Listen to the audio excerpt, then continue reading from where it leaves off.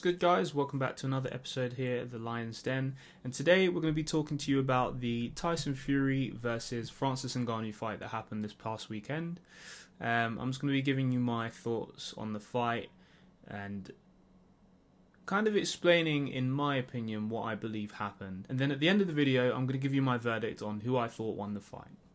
Okay, so it was a bit of a mad one. Like, the whole build-up towards this fight, I think that the general consensus was that Francis Ngannou was going to kind of come out guns blazing, swinging wildly, reckless, not much sort of technique going into his game plan. A little bit, but we thought we'd see a kind of chaotic, wild Francis Ngannou for the first couple rounds. Him trying to sort of basically give it everything and get Tyson Fury out of there in the early rounds. Because I don't think anyone thought that Francis Ngannou was going to outbox Tyson Fury. Like, nobody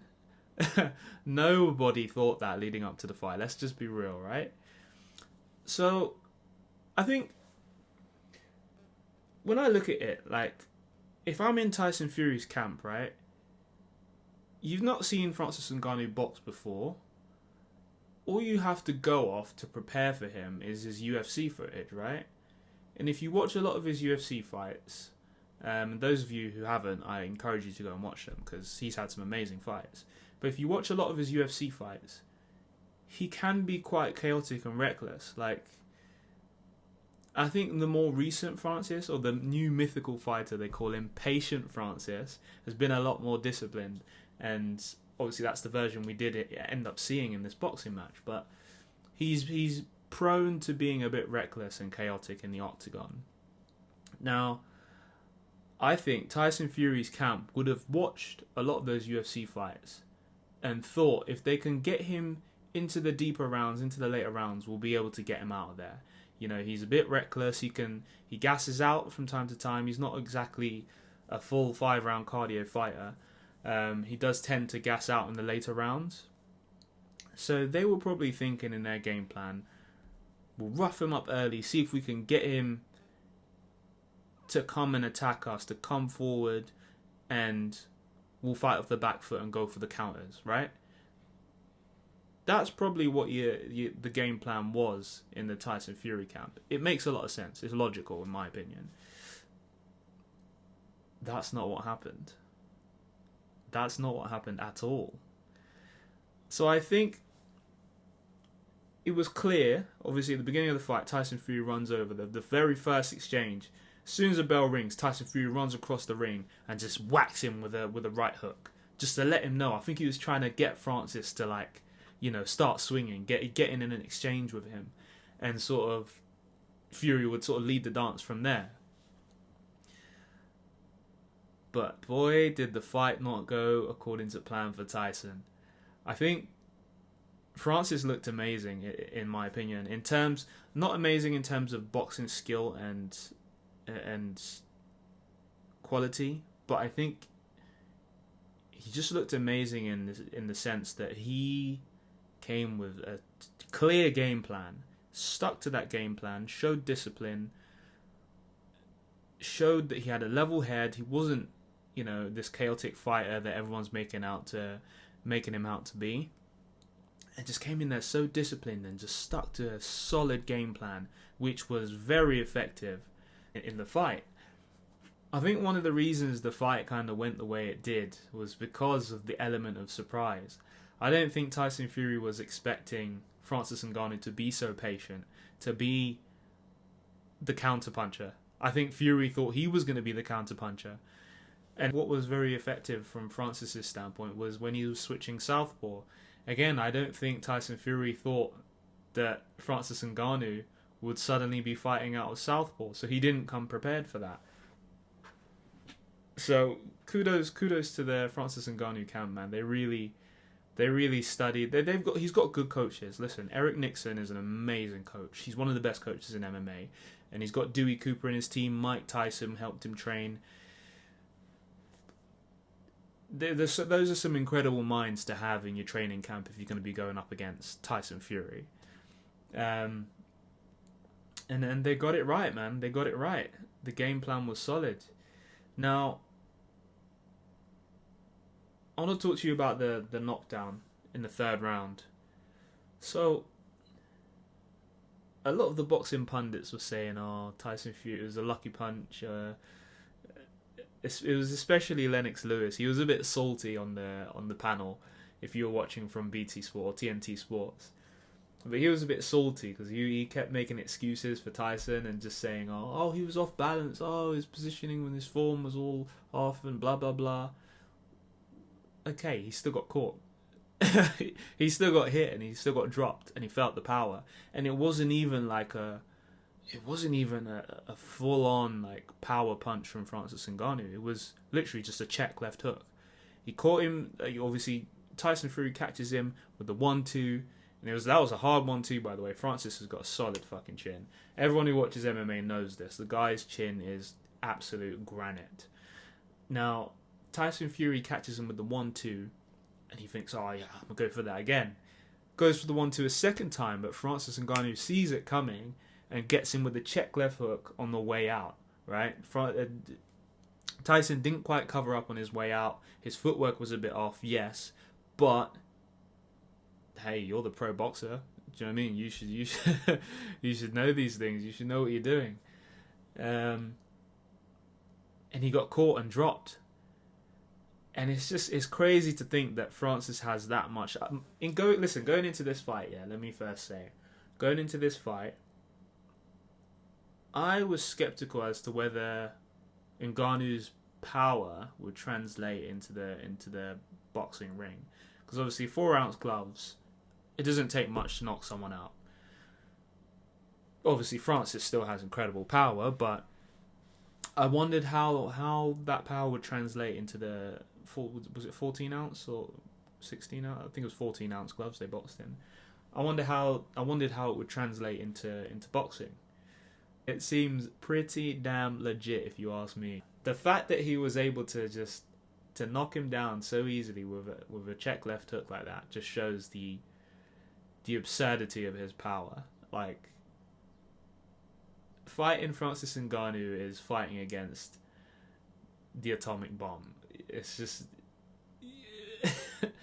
it's not a good matchup for you. Like, you don't want to get hit by anything at all, really, whether it's clean or not. If it just glances off the top of your head, you're going down. Now, we progress through the fight. Obviously, after that knockdown happens, you see Tyson's whole demeanor change. Like, I don't think he was expecting to be hit or to be caught like that. Obviously, you're going to take a punch or two, but you could see the look on his face when he got dropped, that he was like, oh shit, okay, wow, okay, god damn. Francis must hit so hard, man. He must hit so hard. Because once Tyson took that shot, it was just his whole demeanor changed from the fight going forward. He was pressing. Before that punch landed, he was pressing, he was feeling confident, he was throwing combinations, looking for openings.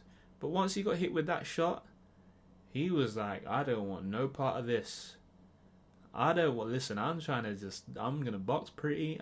I'm trying to survive, alright? I got that Usyk fight coming up. I'm trying to survive. Like, he was in survival mode from once that happened. And again, Francis must hit so damn hard to shook him up like that.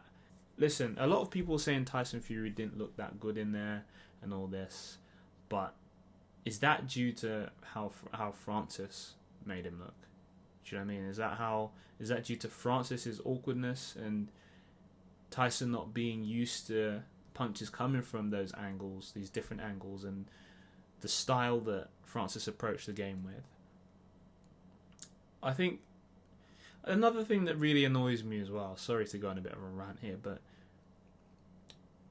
all these boxing professionals and pundits are saying, oh, Tyson didn't take it seriously, oh, he didn't train hard enough. Motherfucker, he was training. Alright? The guy was training for the fight. 2 men show. He's getting paid enough. You think he was not training? He's going in there against a big power puncher who could put his lights out. You think he's just going to take it easy and be like, oh yeah, I'll just rock up, get paid, and go home. No, like, the man was training for the fight. He says it in his interviews as well. He was training. 2 men showed up. There's no excuses. 2 men showed up to fight, and 1 man got beat, and that's it. Do you know what I mean? So all those boxing pundits and people saying Tyson Fury didn't train hard or he didn't take it seriously, come on, man. Yes, he did. He trained. All right, he trained. Was it the best version of him? Probably not. But listen, everyone has a game plan until you get hit, like Mike Tyson says. So that's that. It was a great fight to see. I'm glad it was a close fight because it makes this makes boxing more interesting. I'm happy to see Francis Ngannou in the mix. It's sort of giving it that excitement again in the boxing heavyweight division, and I'm happy to see Francis in the mix. I'm excited to see what happens next, which I'm going to come on to now. What's next for Francis Ngannou and what's next for Tyson Fury? Obviously, we all know that Tyson Fury is going to fight Usyk to unify the belts. I think that should be next for him. Go ahead and, see if you can put on a better performance and gain some redemption and capture those belts off Usyk and become the undisputed champion. I think the road for Tyson Fury, if I'm in Tyson Fury's camp or if I'm his manager, the road for me is very clear. Train your fucking ass off, go beat Usyk, capture those belts, become undisputed, and call out Francis Ngannou for a rematch to settle the score and to correct what happened in the first fight. Show everyone that you are by far the superior boxer and that you are the baddest man on the planet. Do you know what I mean? Call for that fight, call for that rematch, for the undisputed baddest man on the planet, all the belts, all the marbles, and that would be the biggest fight in boxing history, I think. I think it would actually do numbers. I think it would beat Conor Floyd, it would beat everything. It would just be the biggest fight of all time in boxing. If Tyson Fury can capture the undisputed belts and put them on the line against Francis Ngannou in a rematch, I think that would be huge. So that's the roadmap for Tyson. As for Ngannou, if I'm in his team, I would listen. Eddie Hearn's been out there campaigning and preaching for this Joshua versus Francis Ngannou fight after the result of the weekend. He's been on TalkSport. He's been on Ariel Helwani.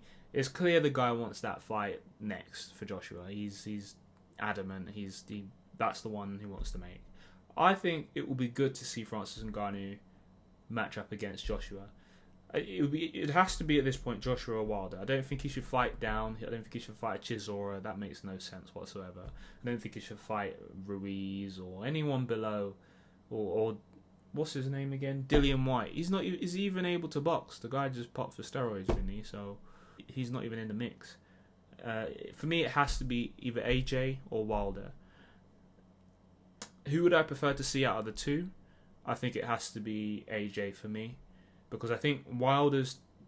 If I'm in the Francis Ngannou camp, Wilder's a bit too much of a risk, in the sense that, listen, Wilder's knocking anyone out. If he hits you clean and you don't have a ridiculous chin or head movement like Fury does, you're going out cold. It's way too much risk in that fight for me, in my opinion. Could Ngannou knock Wilder out? Yes, of course he can. But I just feel like I don't know why, but I feel like if it comes punch for punch, and if it comes down to it, I feel like if they both connect, I think Ngannou goes down first. I honestly do. I feel like it's just too risky. It's too risky of a fight. If I'm in his team, I say fight AJ. I think personally, after the performance we saw from Francis Ngannou on the weekend, he's going to get better. He's going to become more conditioned. And I think he's a problem, man. He's a problem for a lot of the heavyweights in boxing today. And I think he has the ability to beat Anthony Joshua in a boxing match. I think he can. I honestly think he can. Can AJ beat him as well? Yeah, of course. It's heavyweights. Like anyone can win against anyone. But I actually do favour. It's crazy, I know. It's actually crazy that I'm saying this, but I favour Francis Ngannou to beat Anthony Joshua in a boxing match. So that's what I would go with next if I was in the Ngannou camp. Set that fight up. Ngannou wins that and goes on to call out for the undisputed fight, to fight for the belts, and becomes the heavyweight champion of the world in boxing and in MMA. Wouldn't that be crazy? That would absolutely be mental. Like, it will never be done again. That's for sure. What a surprising turn of events. What an experience. We were also dismissive of this fight when it was announced. We were like, oh, this isn't even like, it's not that big. It's a gimmick fight. It's not a big deal. This is easy money. It's just a money fight. It's a Saudi thing. Fury's going to box the head off him, and Francis will just look like a fool. He'll go over to boxing, get knocked out, and then have to go back to MMA. It's going to put a stain on his career. That's what a lot of people were thinking. And wow, craziness. But anyways, guys, that's my thoughts on the fight. That's my take and my opinion on who won. The man Francis Ngannou himself. I think the judges got it wrong. The guy who scored it 96, 93, you are insane, alright? Never ever judge a boxing fight again. He should be fired, sanctioned, and just put in a bin somewhere, alright? Alright, not that. That's a bit deep. But the guy needs to be sanctioned. You have to be like, you can't just get away with stuff like that. That's daylight robbery, man. Anyway, thanks for watching, guys. Subscribe, like, share the video, tell a friend to tell a friend, and thanks for watching. Peace.